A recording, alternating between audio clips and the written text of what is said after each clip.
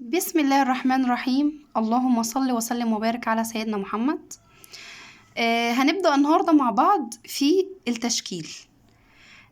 لازم أكون معرف الطفل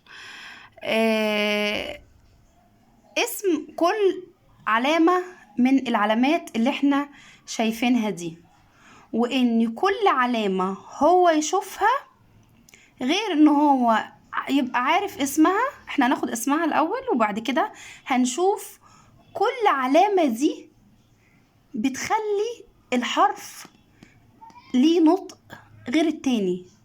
تمام؟ لازم ابني أول ما يكون شايف العلامة دي يبقى عارف اسمها ويعرف ينطق الحرف صح، لأني هنطق ده غير ده غير ده وده وده وده. تمام؟ طيب، دي اسمها العلامة اللي فوق الحرف اسمها فتحة. اسمها ايه؟ اسمها فتحة. العلامة اللي تحت الحرف اسمها كسرة. اسمها كسرة. العلامة دي اللي عاملة زي الواو اللي احنا خدناها، واو صغننة جدا زي ما انتم شايفين كده، اسمها ضمة، بتبقى فوق الحرف واسمها ضمة.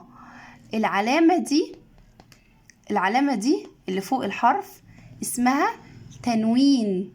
اسمها علامة شرطتين جنب بعض، فتحتين اهم، اسمها تنوين.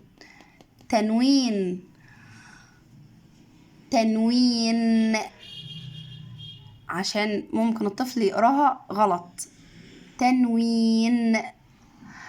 العلامة دي اللي عاملة زي الدايرة دي اسمها سكون. العلامة دي اسمها سكون.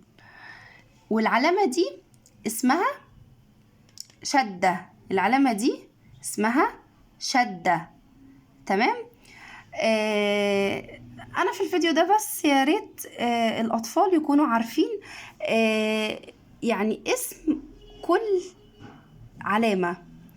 تمام؟ عشان احنا هناخدها ان شاء الله باستفاضة، هناخد حاجة وان شاء الله مش هنسيب حاجة بإذن الله. يا رب تكونوا استفدتوا بالفيديو السريع ده، واستودعكم الله، والسلام عليكم ورحمة الله وبركاته.